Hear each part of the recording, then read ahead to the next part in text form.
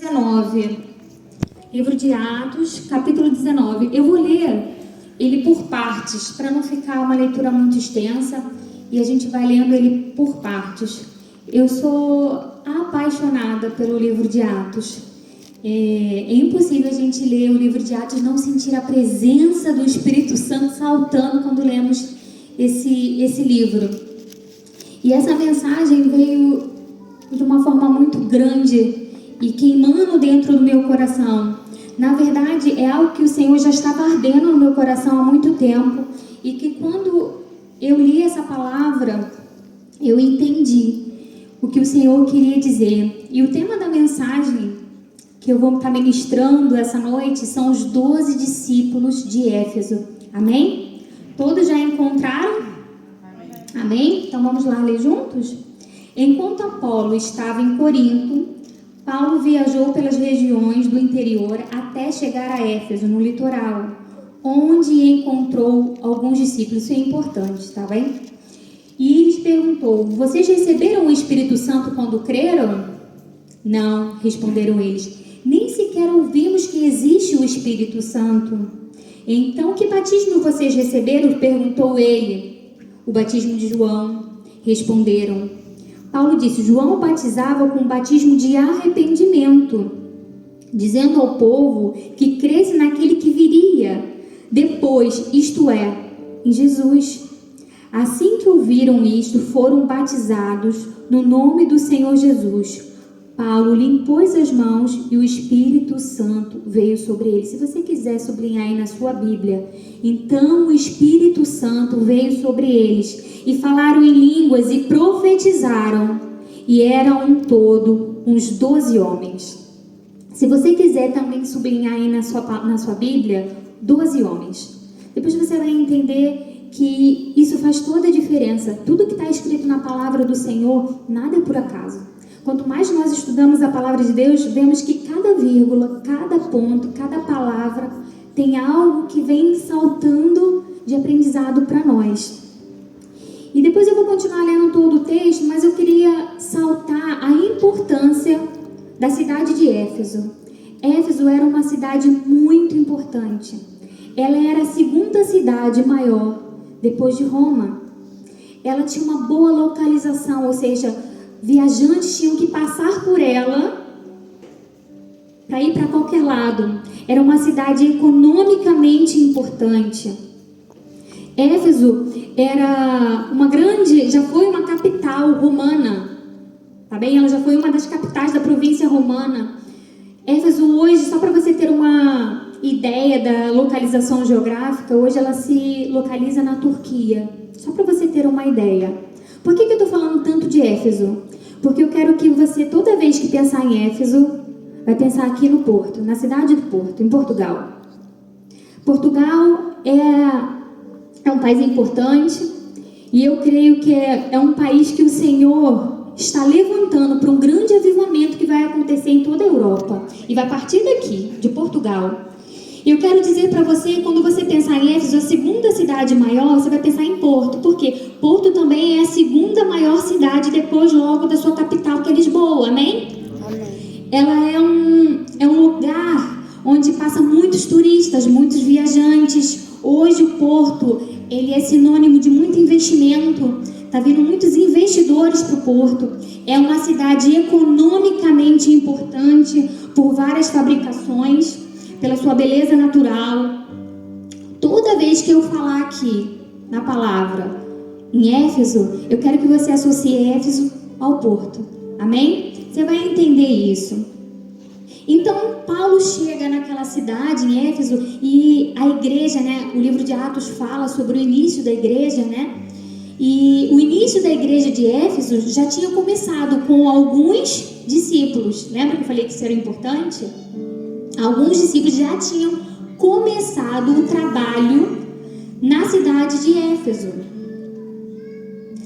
E quando Paulo chega e pergunta para eles, assim, olha, qual o batismo que vocês receberam? Já receberam o Espírito Santo?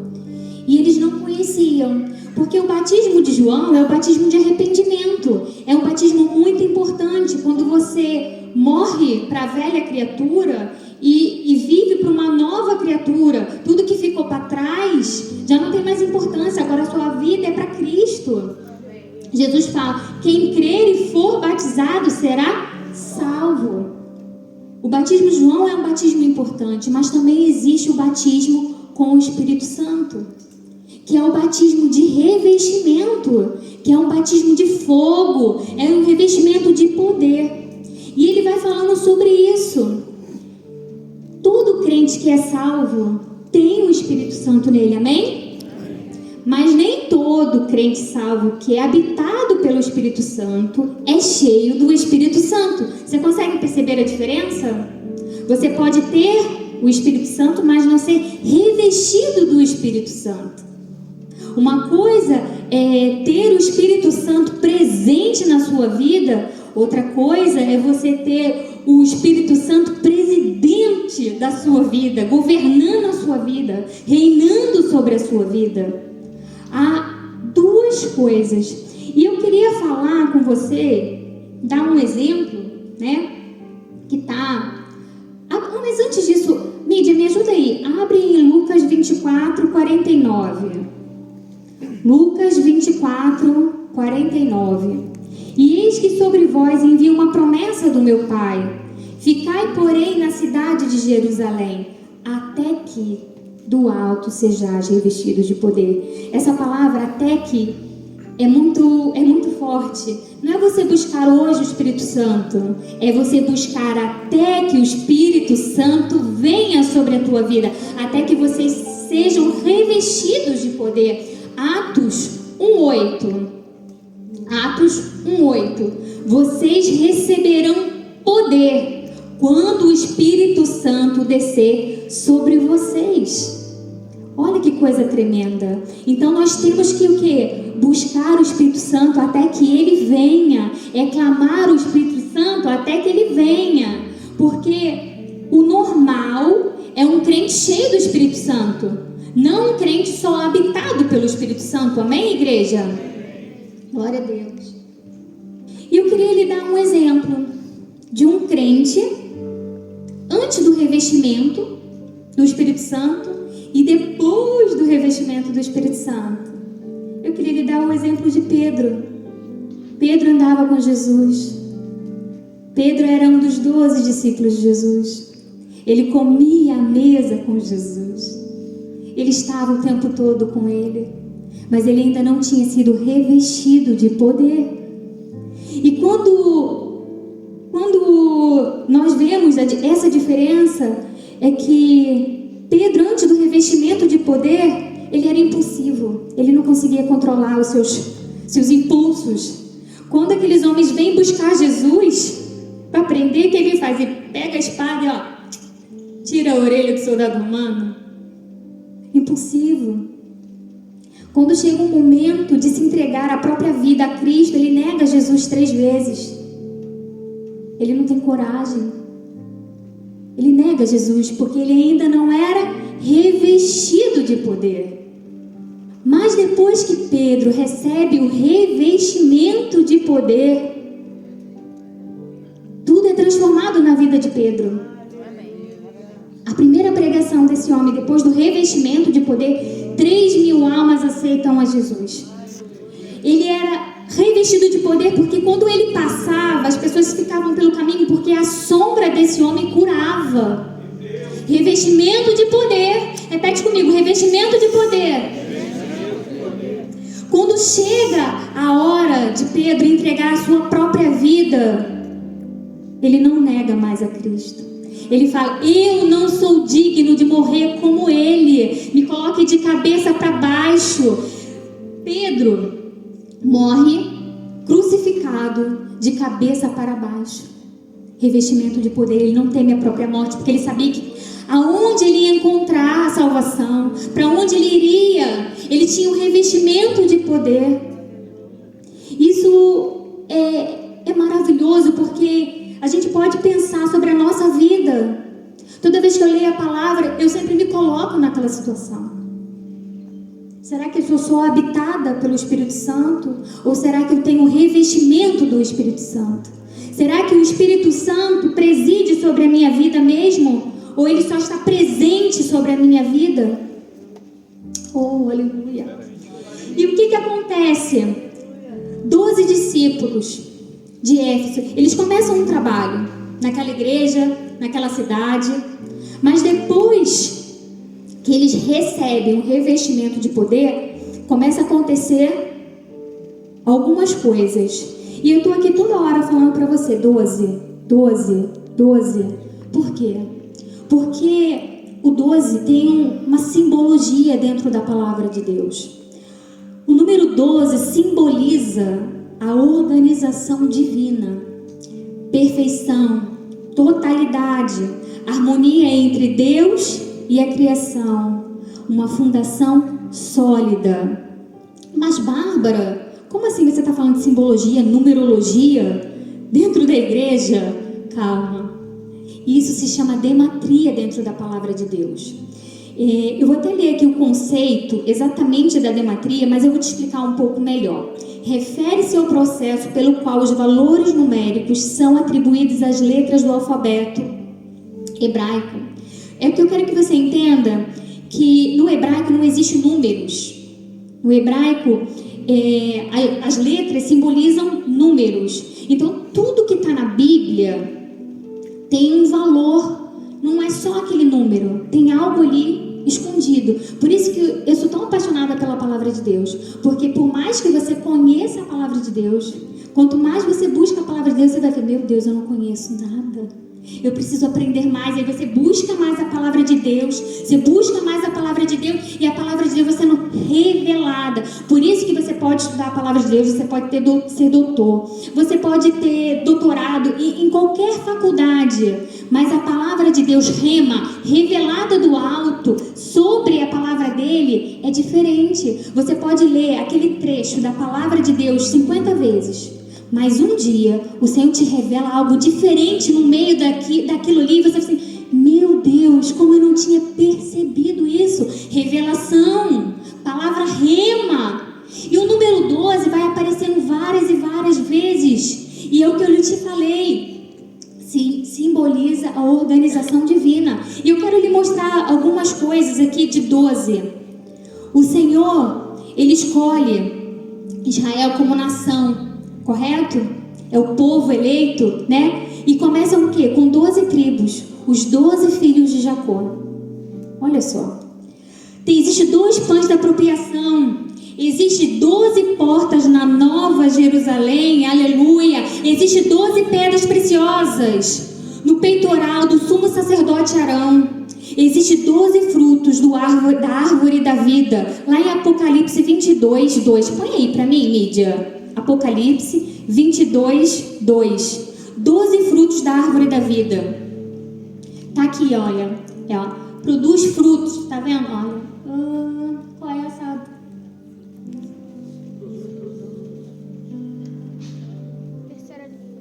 E são saúde para as nações. Isso é muito tremendo. Esses frutos são saúde para as nações. Quando Jesus multiplica os 5 pães e os 2 peixes, sobra exatamente 12 cestos cheios de pães. Olha que coisa tremenda, a organização divina. É um conceito, a gente vai lendo a palavra de Deus e o Senhor vai nos revelando. Quando Pedro, vai e corta a orelha do soldado romano, Jesus o adverte.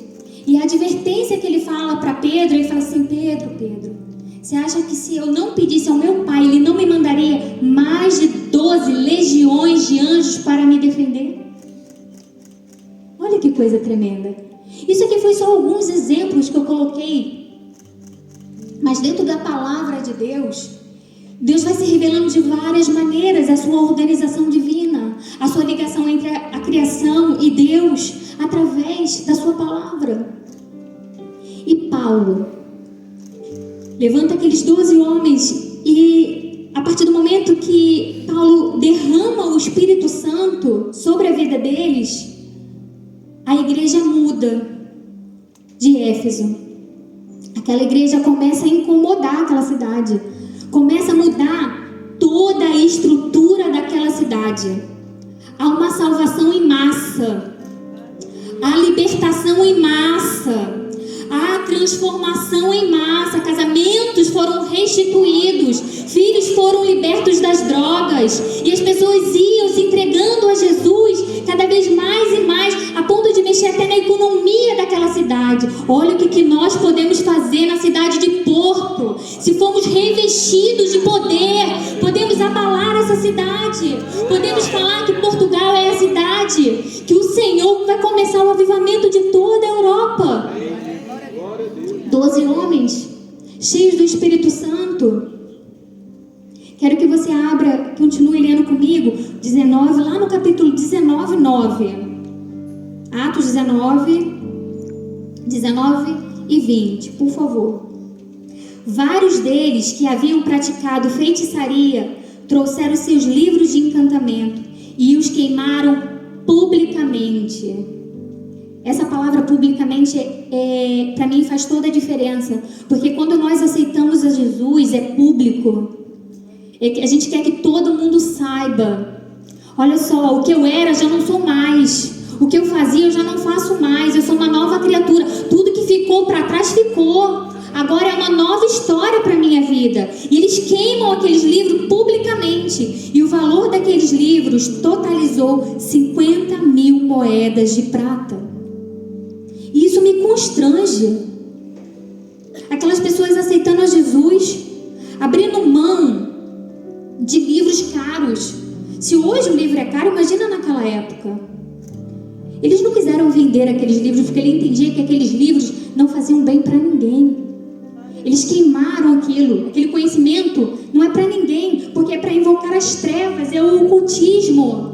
Isso não serve. E quantas vezes não... Isso me constrangiu, porque quantas vezes a gente não quer custar nada para o Evangelho. Tô cansada, hoje não vai dar. Não quer trazer nada que te traga, sabe, um custo, uma entrega, algo diferente. Aqueles homens não se importaram com os valores daqueles livros. Eles queimaram porque conheceram a salvação, porque conheceram o Cristo que transforma, liberta e que tem a vida eterna. Aleluia. Oh, aleluia. Eles não se importaram do que eles tiveram que deixar para trás, começar de novo. Que provavelmente eles trabalhavam com isso, com feitiçaria. Eles não se importaram, porque aquilo já não tinha mais valor para eles. É muito sério isso, é muito profundo.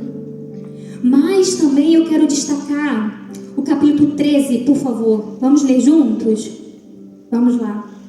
Alguns judeus viajantes viajavam pelas cidades expulsando espíritos malignos, tentando usar o nome do Senhor Jesus, dizendo: ordeno que saia em nome de Jesus. O nome de Jesus é poderoso. Amém? Vírgula. A quem Paulo anuncia. Aqui diz tudo, não diz? Vamos lá. Os homens que faziam isso eram os 7 filhos de Seva, um dos principais sacerdotes. Certa ocasião, o espírito maligno respondeu: eu conheço Jesus, conheço Paulo, mas quem são vocês? O homem possuído pelo espírito maligno saltou em cima deles e os atacou com tanta violência que fugiram da casa, despidos e feridos. Eu quero destacar 2 pontos dessa situação. O primeiro é falta de relacionamento. Eles eram filhos de um sacerdote. Filho de crente não é crente. Irmão de crente não é crente. Você pode estar na igreja e estar convencido e não convertido.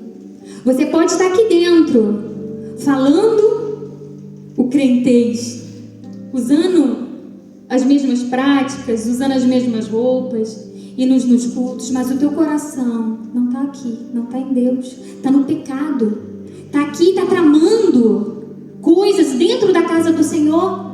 Os filhos de Seva, sacerdotes, e eles começaram a usar o nome do Senhor. Eles estavam fazendo a obra, amém? Estavam fazendo a obra sem relacionamento com Deus. Cuidado em você fazer a obra do Senhor sem relacionamento. Sabe por quê? A gente pode até brincar de ser crente, mas o diabo não brinca de ser diabo. Crente não pode estar em cima do muro. Crente tem que estar aliançado com Deus, firmado na cruz, humilhado perante a presença do Senhor. E o segundo ponto é o que gera a falta do relacionamento. Falta de autoridade espiritual. Muito sério isso. Porque toda vez que você fizer a obra como esses homens faziam, ele fazia em nome de Jesus. E muitas das vezes os demônios saíam. Porque esse nome é poderoso. Mas vai chegar uma hora que o diabo vai trupar à tua frente. E ele fala, tá bem, conheço Paulo. Conheço Jesus. Mas quem é você? Eu não te conheço, tu não tem autoridade para me expulsar. E eles levaram uma coça. Cuidado, crente, se você não tem autoridade espiritual, Satanás vai se levantar na sua vida. E se você não tiver autoridade, você vai levar uma coça. Aleluia. Glória a Deus. Então busque a presença do Senhor. Busque até que Ele venha. Busque o revestimento de poder. Glória a Deus. E no meio de tudo isso, os 12 discípulos fazendo essa grande obra.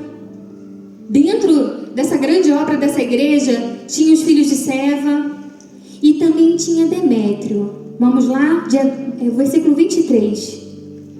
Por essa época, houve um enorme tumulto em Éfeso por causa do caminho. O caminho é Jesus, tá bem? Jesus fala, eu sou o caminho, a verdade e a vida. Começou com Demétrio, ourives que fabricava modelos de prata no templo da deusa grega Artemis, e que entregava muito artífice. E ele os reuniu. Se você quiser sublinhar, ele os reuniu e colocar uma seta assim, rebelião. Outros que trabalhavam com ofício semelhante disse, senhores, vocês sabem que a nossa prosperidade vem desse empreendimento. E ele começa a destilar sobre Paulo, porque é a autoridade que estava sobre esses 12 discípulos de Éfeso. E eu estava ali parada, lendo, o texto, e toda vez que a igreja se posicionar, começar a ver transformação, vidas sendo salvas, transformadas, libertas, sempre vai ter a retaliação. E eu estava lendo Demétrio. Demétrio se levantou com uma rebelião no meio. E Demétrio significa filho de Deméter. Deméter, eu fui pesquisar quem é Deméter, é uma divindade, é uma entidade grega. É um filho do cão. Filho de... O diabo sempre vai levantar um filho dele para atrapalhar a obra da igreja. Sempre, sempre, sempre. E ele sempre usa das mesmas maneiras. Rebelião. Ele começa a reunir aqueles homens que trabalhavam no mesmo empreendimento para parar o avanço da igreja. Olha que coisa tremenda. E ele começa a falar com aqueles homens. Eles não tinham aceitado Jesus. Eles negaram a Jesus. Não abriram o coração para Jesus. E o que eles fizeram? Vamos tramar contra. E eles começam a fazer um grande reboliço naquela cidade, a ponto de todo mundo entrar para o anfiteatro e começar uma confusão só. Uma confusão tão grande. Eu quero que você leia, olha aqui no 33, na parte B.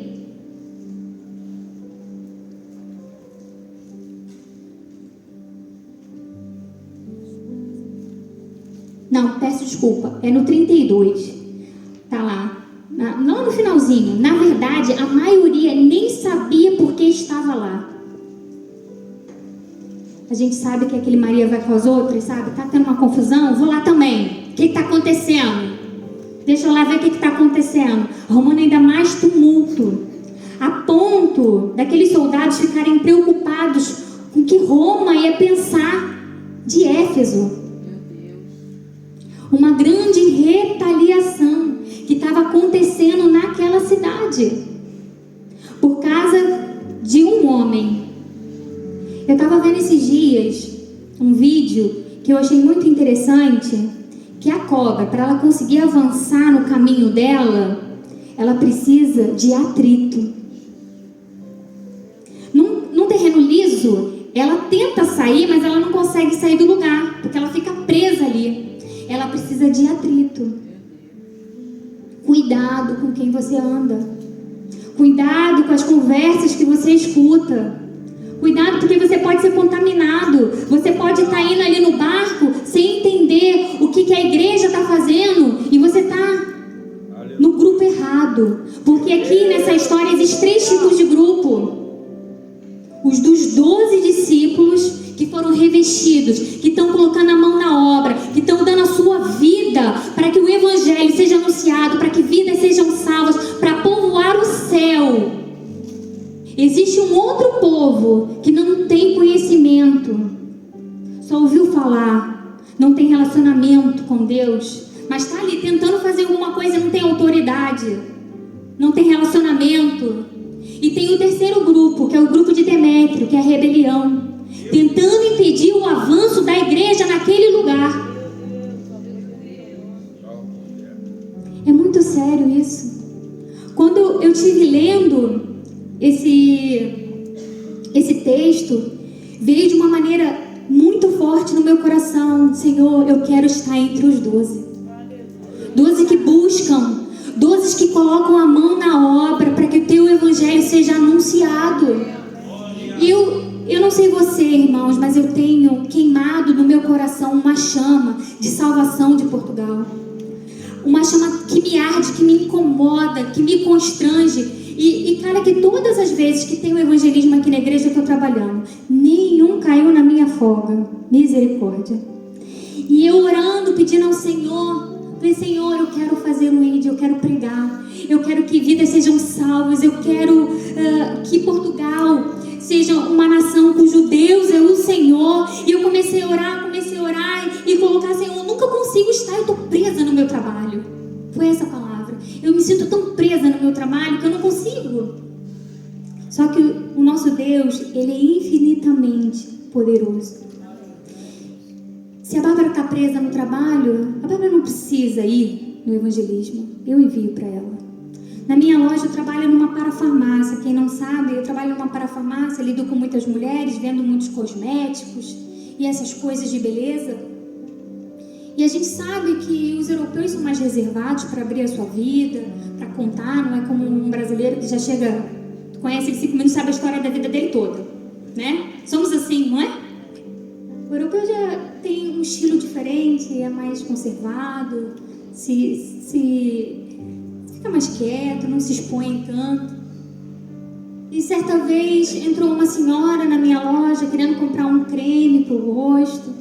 E ficamos ali a conversar e eu tentar entender o que ela realmente precisava.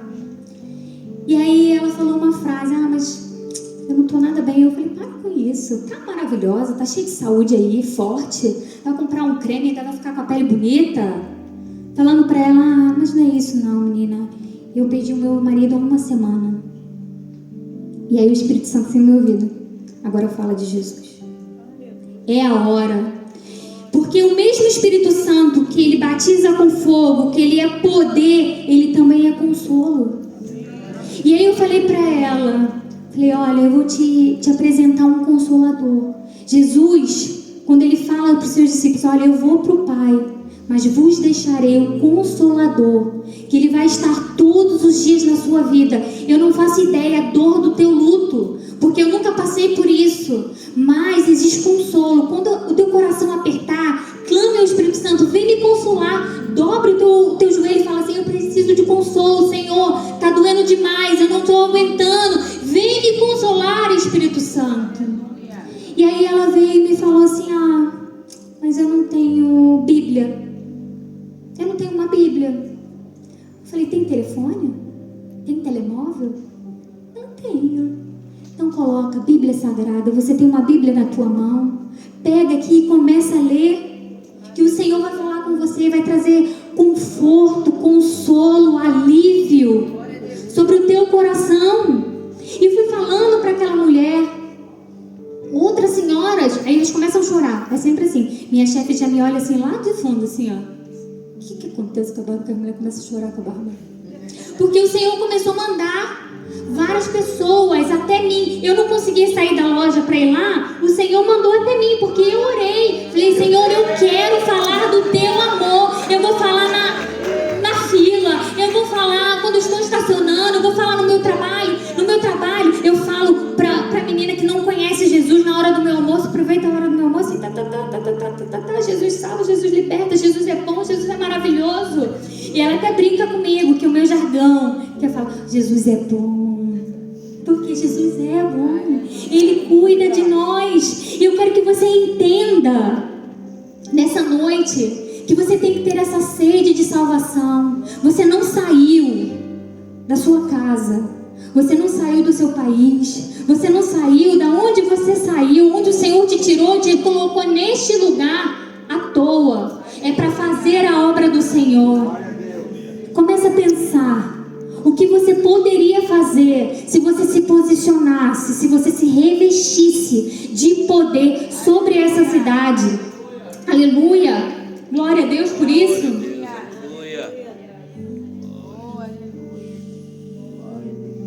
E eu queria te fazer um convite. Na verdade, eu vou fazer 3 convites. O primeiro convite é para você que quer ser um desses 12 discípulos dentro de Porto.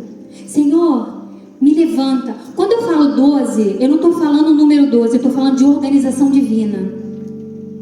A gente posicionado nessa nação para salvação, para libertação, para transformação desse lugar. Eu quero saber se aqui existe na nossa igreja, porque eu creio que nosso Deus vai levantar profetas, vai levantar cura, libertação. Deus vai fazer algo poderoso, com poder e com glória a partir da nossa igreja local. Ah, mas eu não tenho eloquência, eu não sou assim, eu não sou assado. O Senhor usa quem se põe disponível para Ele.